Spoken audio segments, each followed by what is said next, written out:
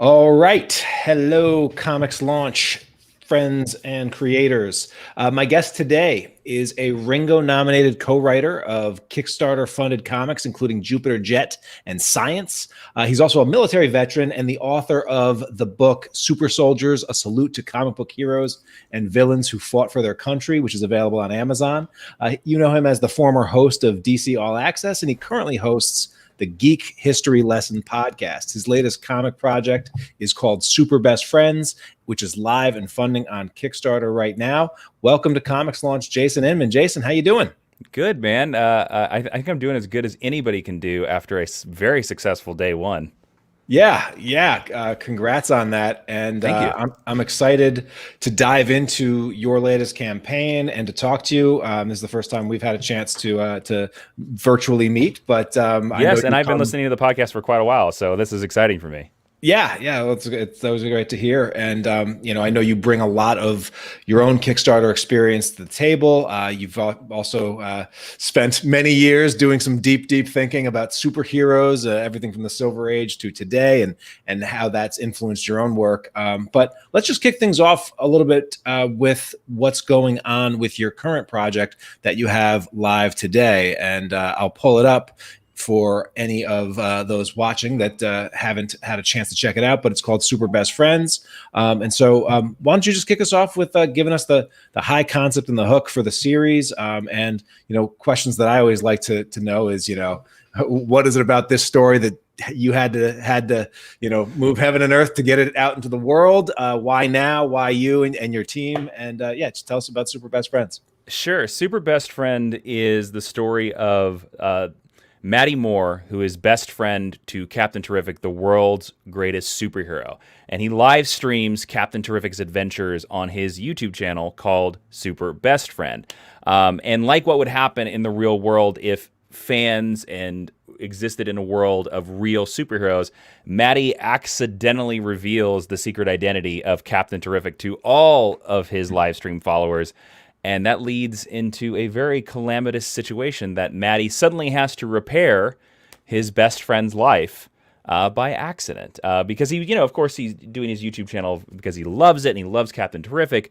But, this is something very real for Maddie, and this is something that he doesn't usually have to deal with. So he's going to have to go from, superhero supporting character to basically superhero to be able to fix this. And it's so funny. This was an idea that I've had for a long time, and this is like sort of a weird 2021 just seemed to be the right year because Captain Terrific's a character, a superhero analog that I always had since college. I wrote him into a comedic one-act play, and he was always my Superman analog character.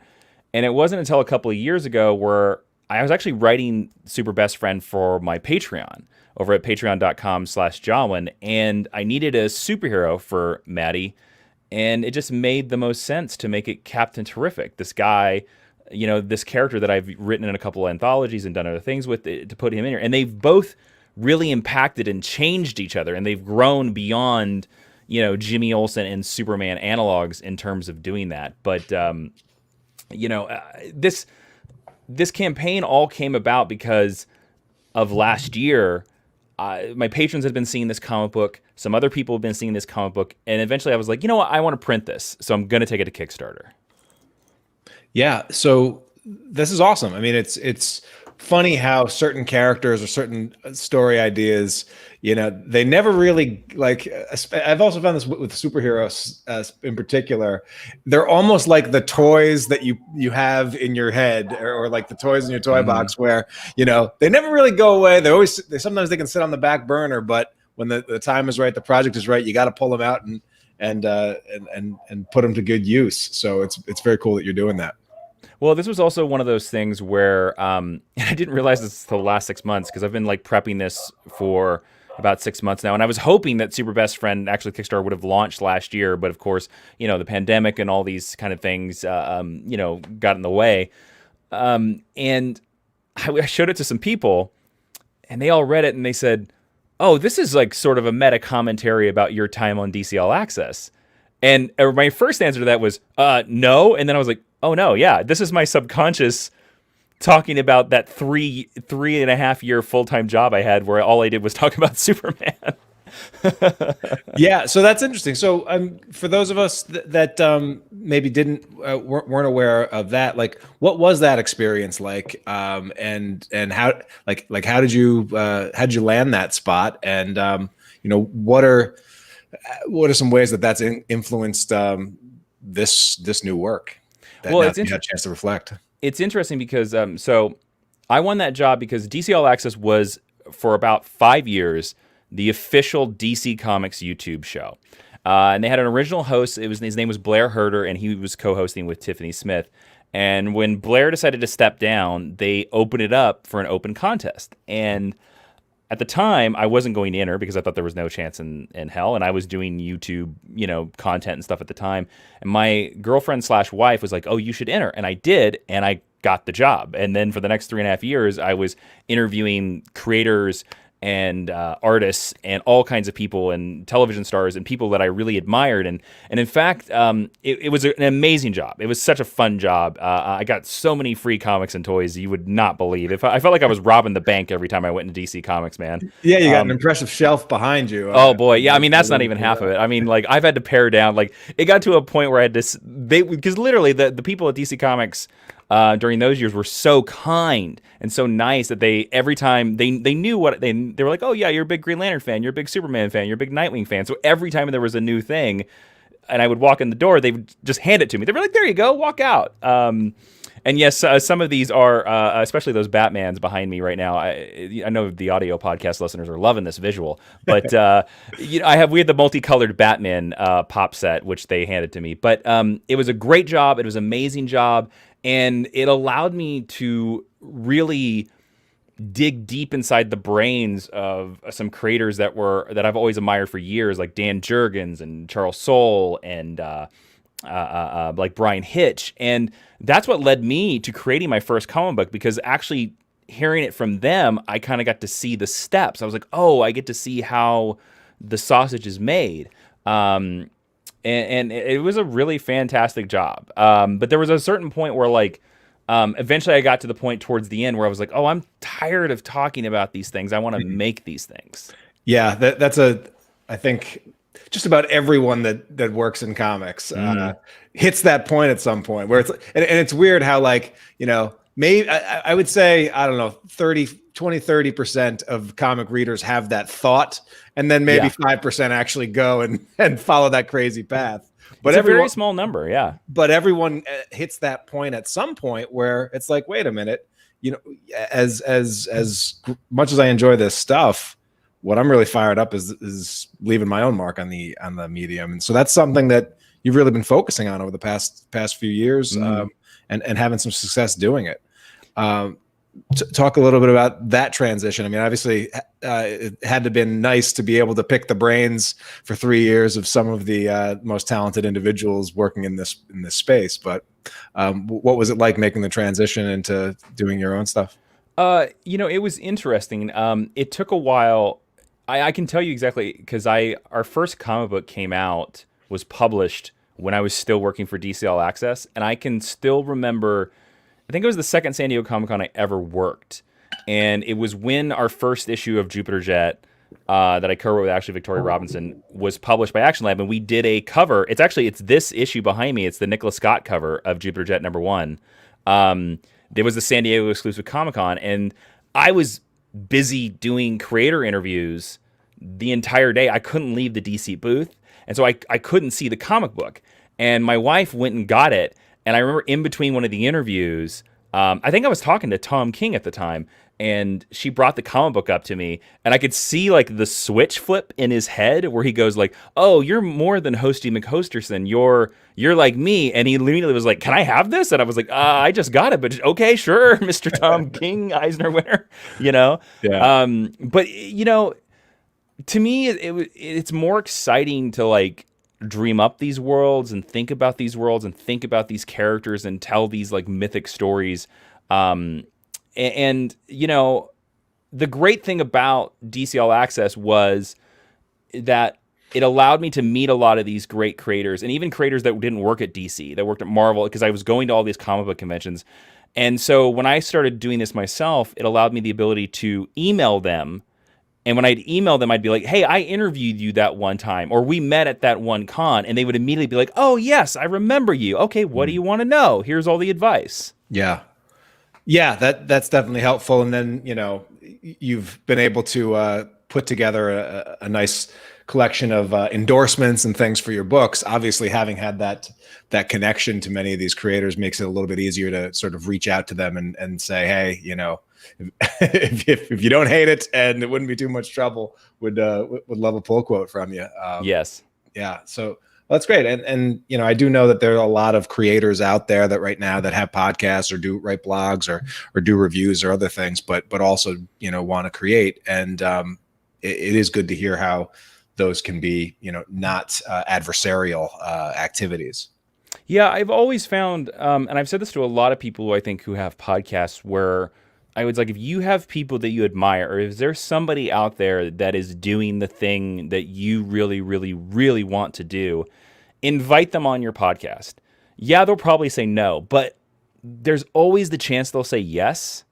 And if they say yes, then they'll come on the show, you'll get a contact with them, and then later on down the road, when you want to ask them for the comic book thing or advice or whatever, they're more likely to respond because you're a known quantity to them. Like they were like, oh yeah, I came on their podcast. They were excellent. They were friendly.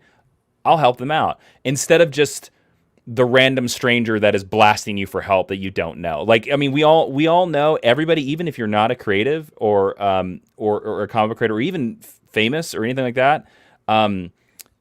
We all know that person be like, hey, DM me. We all see those messages, and you're just like, what is that? Don't be the hey, DM me person. Yeah, exactly. We got a shout out from Nathan Luth, who said he's a fan of your and Ashley's podcast, Geek History Lessons, on the Major Spoilers podcast networks. So this is a fun crossover for awesome. him. That's great. Awesome to hear, Nathan. And so we know that people that will ultimately be listening to this will are always on the lookout for podcasts and things that related to the stuff. So you want to give the quick plug and pitch for what you're podcasting on a weekly basis. And oh yeah, Geek History Lesson. We've been doing it for 5 years. We just crossed 350 episodes. It is, we tell you everything you need to know about a pop culture subject, team, construct book in a little bit less than an hour. And we cover everything from video games. It's mainly comic books. And it has happened to turn into comic books because when we launched it in 2015, superhero movies were blowing up. So, and as I would recommend to everybody with their podcast, tie into SEO as much as you can. So that's what we did. If there was a big movie or a big television show coming out, we made sure we had a geek history lesson about that subject. It's a lot of fun. It's an educational, nerdy podcast, and a lot of it is we like to think about that character or that construct, that book, and like, let's treat their history as if it was real, and then have interesting discussions about that. But it's basically like, we will tell you everything you need to know about XYZ. Yeah. And so, you've spent a lot of time obviously diving into the histories and of stories, specifically, superhero stories, among other stuff. But, one of the questions and challenges that I think a lot of creators that, want to get into this and want to make superhero books is, how do they get their books to, have that reason for being? How do we keep them fresh and innovative and not just rehash the same stories that have been told for 50 years now? And so, the challenge of, what's derivative and what's a unique take. And, I've actually just been, going through my, the Warren Ellis, John Cassidy Planetary omnibus. Oh man, I have that omnibus as well. It's so great, and it's just a fabulous read. But you realize how much story and how much he's drawing from this milieu of pop culture. Like, how are you? And sort of at the same time, I'm working on trying to come up with a new superhero concept on my own that I'm collaborating with an artist named Matt Zollman on. And oh, nice. And it is, it is that challenge of how do we make sure we have something new to say, and something worth saying, and not just rehash what's been done for years. How you approach that with the work that you've been able to do? You know, I had a great smart writer that's way smarter than I ever once tell me that the thing that makes a project unique is you. Like, you're the unique factor. Nothing else is going to be unique about the project, no matter what you do. So I've always felt that as much of you that you can plug in there is what's going to make a difference. So for me, like, a lot of Super Best Friend is that Maddie is sort of an exaggerated, more innocent, younger version of me a couple years ago when I was like entrenched in all this stuff. Yeah. You know, and Maddie is going to go through a lot of the stuff that I went through, where it's like, I don't know, is this important? Like, is talking about superheroes every single day important? Does it matter? Does it not matter? When is it too much? When is it stupid? When is it exactly the right thing to talk about? You know, and he's going to grapple about those things. So I always try to figure out what part of my life is in this story. You know, Jupiter Jet, this might sound crazy. Jupiter Jet, for being an all ages story, is about this story about this 16-year-old girl growing up and finding out that there are aliens in our world, and finding out that there are robots in our world, and not knowing quite how to deal with that. And there's a lot of overtones of my military career in Jupiter Jet. Like, that is, I gave excuse me, I can't forget Jupiter Jet. I don't know why I blanked on my own character's name. No, it was a long day yesterday. I just launched a Kickstarter. That's right. We'll let you do that one. Yeah, I'm gonna call him Mulligan on that. But there's a lot of like my leaving from military training, leaving for deployment, and that. But it's like dressed up in aliens and it's dressed up in ray guns. So like, I always find, just as much of your unique perspective and experiences you can put it. I mean, I love to do the thing where there's always a character in every book that is based on somebody that I actually know in real life. They're also the easiest person to write. Yeah, exactly. Yeah, you just open your mouth. What can I steal from real life? So cool. So I mean, like, Nathan asks, do you envision Super Best Friend becoming an ongoing series? Right now, this is you're funding the first issue. Do you have plans beyond that, or how are you sort of seeing this book go forward, even beyond the Kickstarter? Right now, the plan would be issue 1 is 48 pages, and it's act 1, I think, of a 3-act structure. So in a perfect world, I would love to do 2 more Kickstarters that are also 48 pages, and it would be Super Best Friend issue 2 and issue 3. And then after that, I've never had a hardcover of any book I've ever made. So I would love to make the Super Best Friend hardcover. Right now, I have no plans to take Super Best Friend to a publisher. Okay.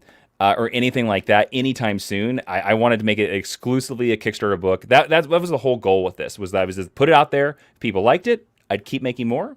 If people didn't, then I'd move on to the next thing. I will say that the other characters, there's a lot of other superhero characters you'll meet in Super Best Friend besides Maddie Moore and Captain Terrific, and I have designed and given them a backstory so that if there is interest, they can all be spun off into their own unique and different from Super Best Friend stories. Yeah. It's and as you're pulling characters off the shelf, and it's fun. Like, it's fun to have that extended world to that that you can play with and come back to as your different stories align. But I do think that real nugget for all the writers out there is what about your own unique experience can you infuse into your books? That's how you don't have to worry about someone stealing your idea, because they'd have to actually possess your soul to be able to do it. So that's an interesting thing, though, and I have a lot of creators right now that are trying to see where the industry is going, trying to decide, hey, is Kickstarter, like, should I just focus on Kickstarter? Should I be focusing on pitching publishers? Should I, the direct market, how to work with comic shops, etc. Like, a lot of big questions. I know for Jupiter Jet, you had direct market penetration with Action Lab, working with them. And so, like, what's the sort of, like, where are you seeing, the interrelationship between publishers and direct market and comic shops and Kickstarter, and what was the key thing for you to decide, for at least for this project, to just focus on Kickstarter?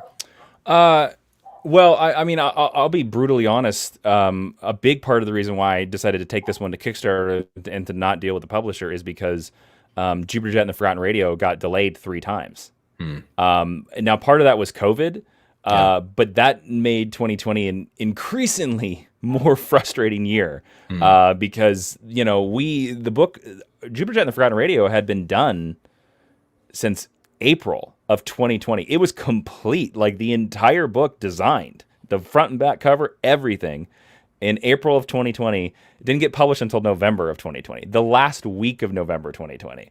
And so it was a constant, like, what is going on here? Like, why can't we do this book? And so that's was a big motivation for me to just go straight to Kickstarter, to be like, well, I get to control at every level.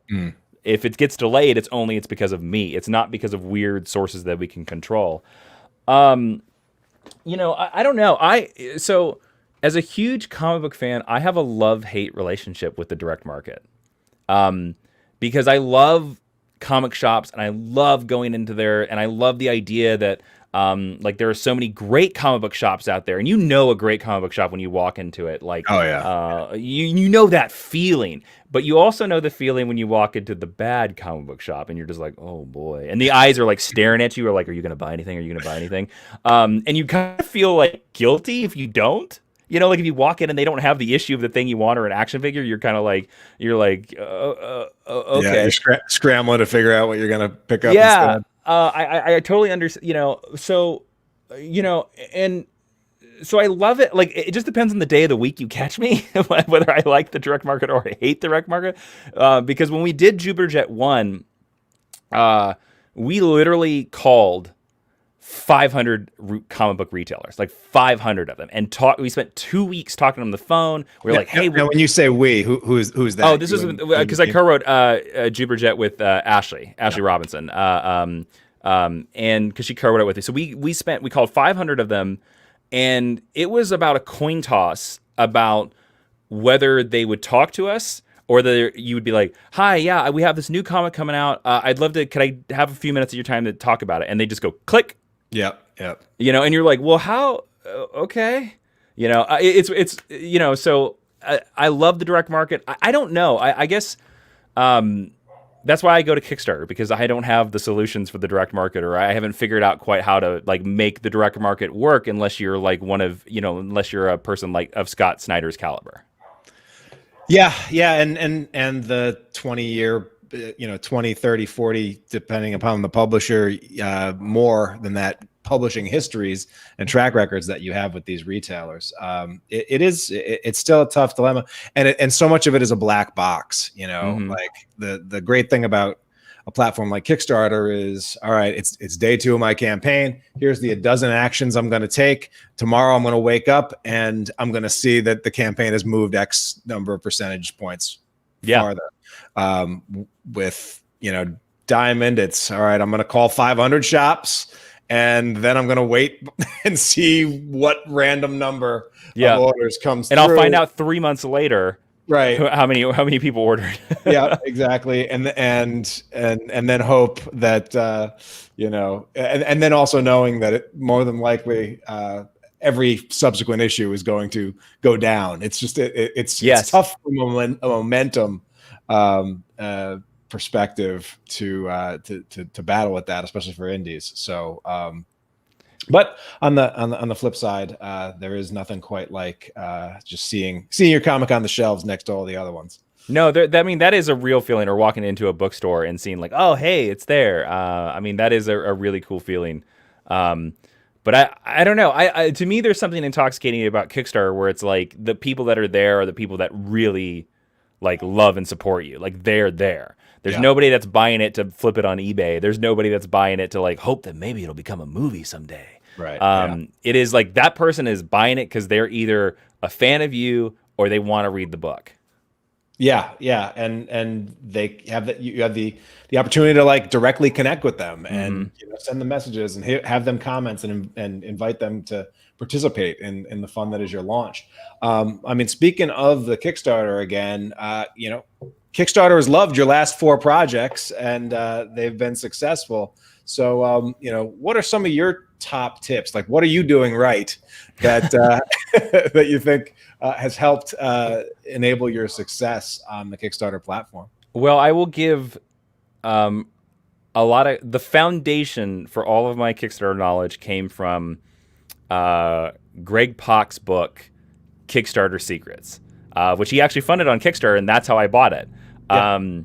When we did the first Kickstarter for Jupiter Jet, we did every single step that he outlined. We just followed it like a to-do list because in our heads, we thought to ourselves, if we just do this, it'll work.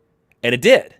It worked spectacularly well. So that is always, now we've changed that and whatever.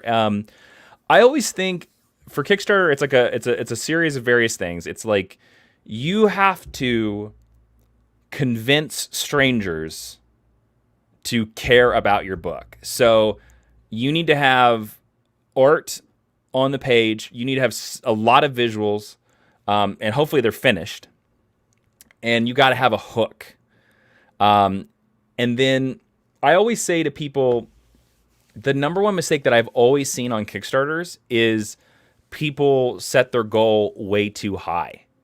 And I've seen I've had so many friends that have gone to Kickstarter with their first Kickstarter project for 30 grand and have struggled to get to 2 grand.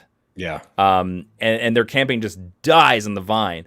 And this was actually a theory that was suggested in Greg Pak's book where he says only 6% of your entire online audience will ever actually buy anything you do, actually put the money down.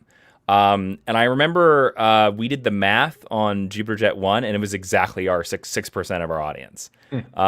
So like ever since then, I've always played the game because I've always feel like Kickstarter is a game. It's not just like, it's not put a product out there and people buy it or not. No.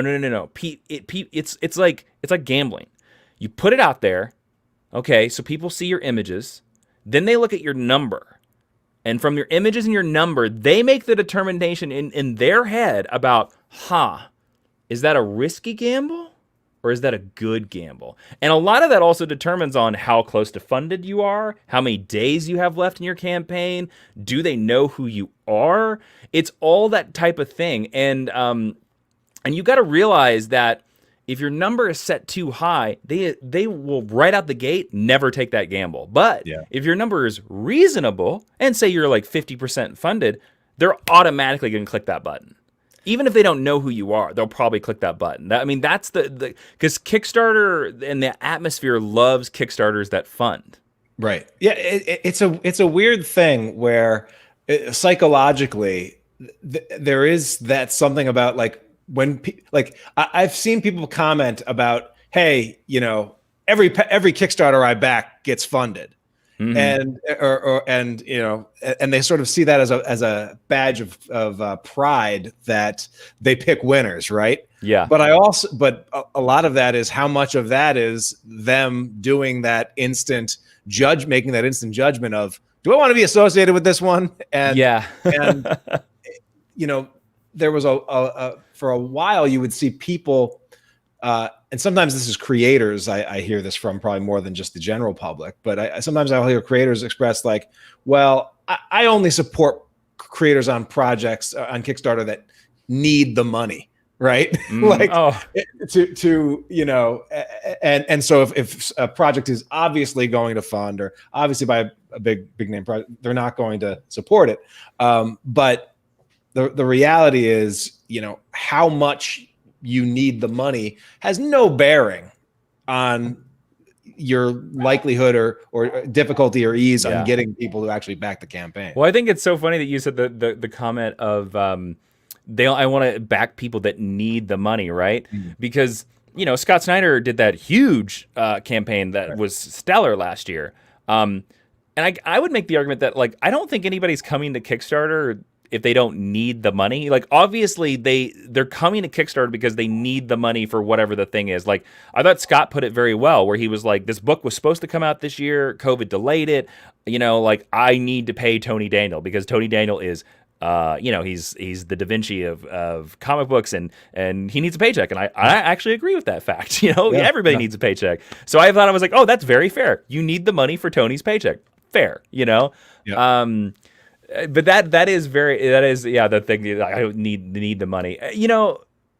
I think, you're coming to Kickstarter because you're looking for that support. And I always love, like, the purest form of Kickstarter, where it's like, it's that idea that, like, you've shopped around everywhere else and nobody said yes. So you're like, all right, screw it. I'm going to put it out to the internet and let's see if they do it. Yeah. Like Iron Spike is like one of the greatest examples of that.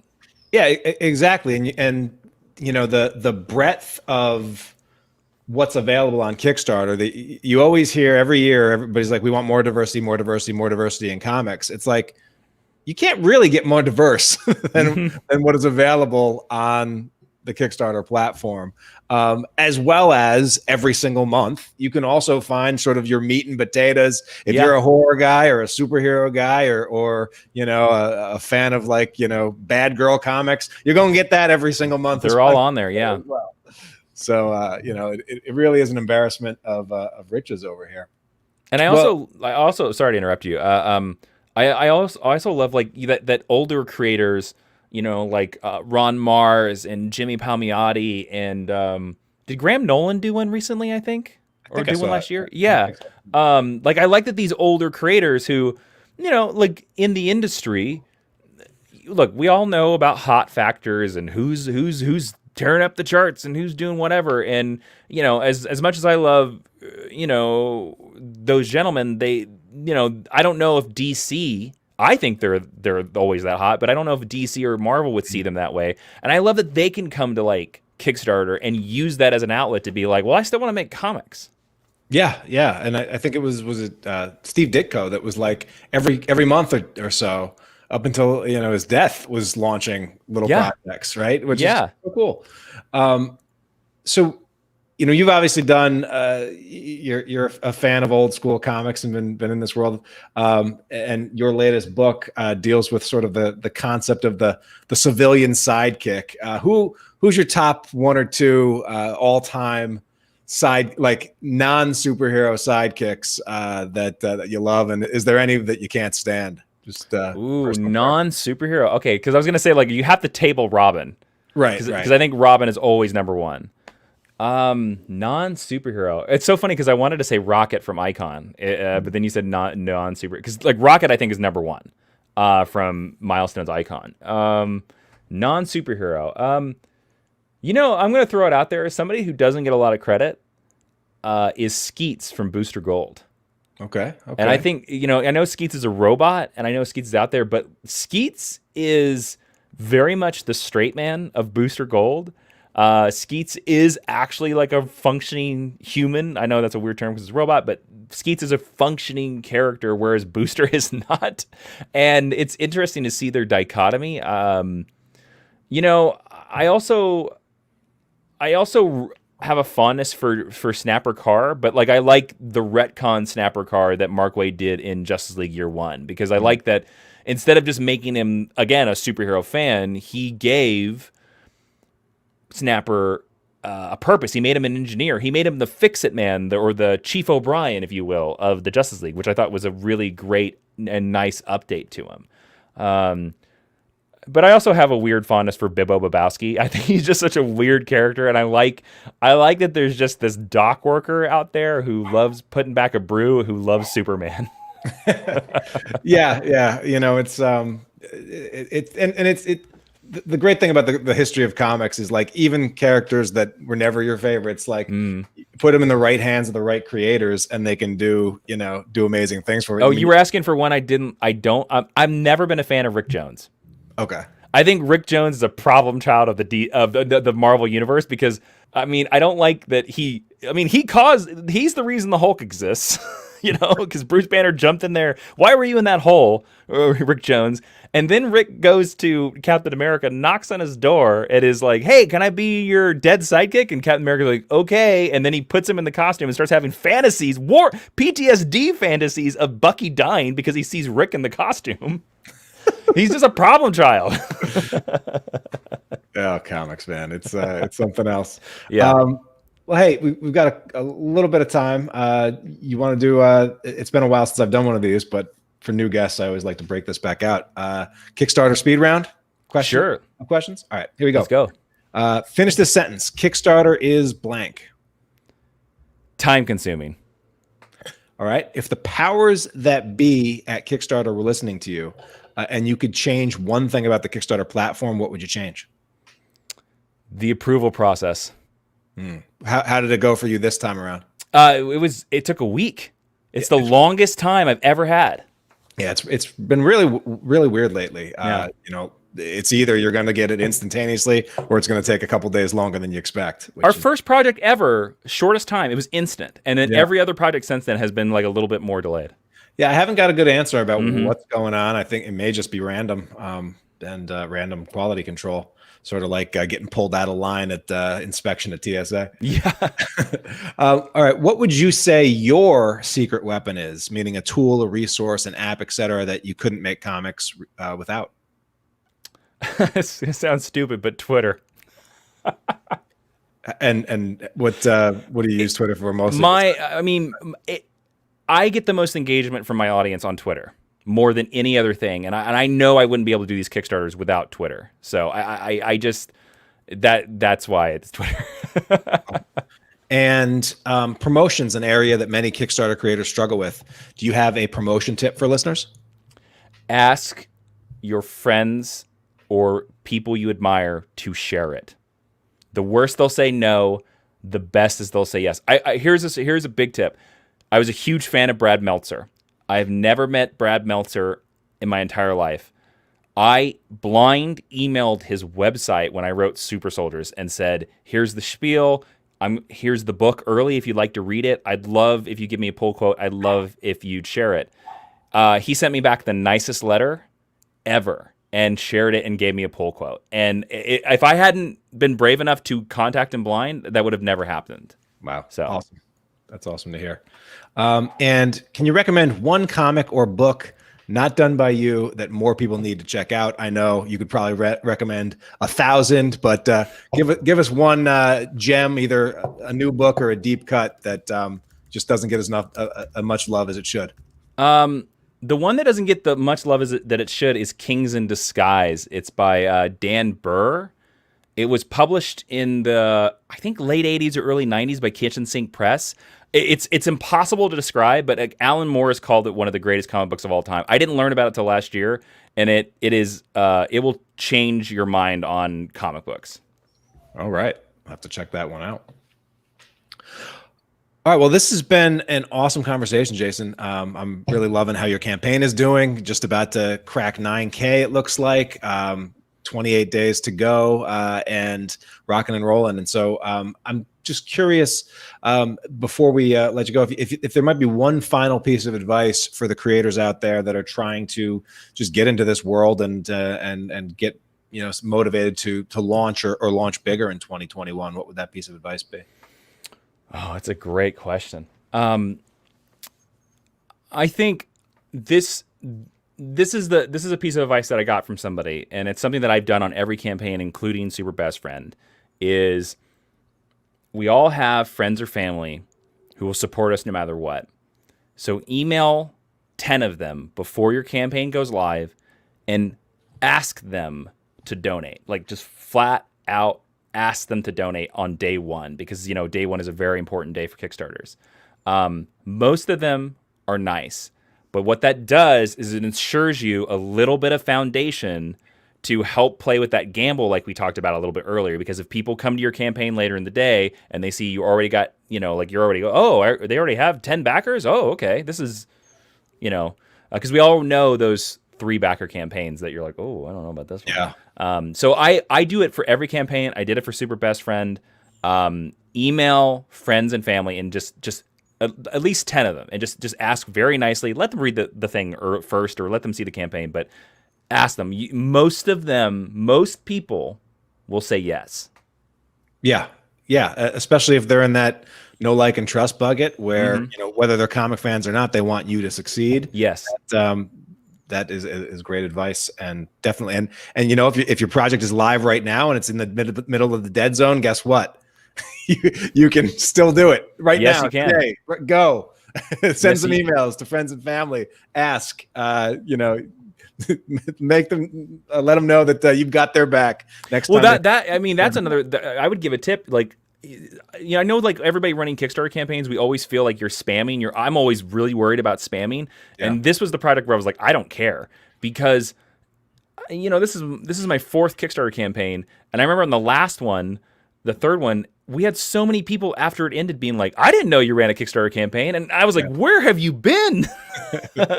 Yeah. The quote I came across yesterday, and I shared with in a coaching session with Comics Launch Pro members, was something to the effect of, you will be completely exhausted and tired of your own marketing well before the market even knows it exists. Yeah, that's very true. So keep drumming. Yeah. And 2021 is a weird year. It's been off to a rough start, but I think there is a lot of hope in the air. What besides this one project, is there any other projects or any other things in particular that have you excited about where this year might lead?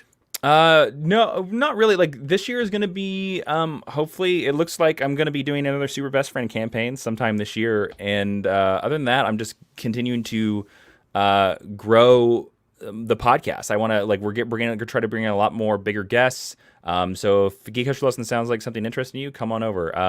No, a lot of my other work is my day job, which is working on a CBS television show that I can't talk about at all.